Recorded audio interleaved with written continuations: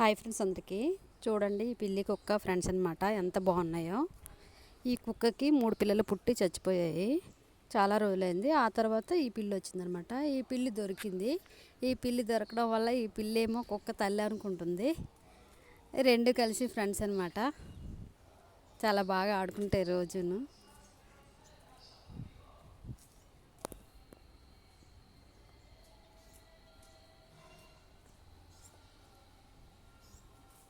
వేరే కుక్కలు ఏమైనా కరడాకు వస్తే ఆ కుక్కే కాపాడుతుంది.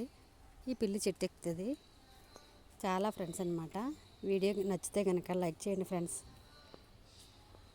Thank you for watching.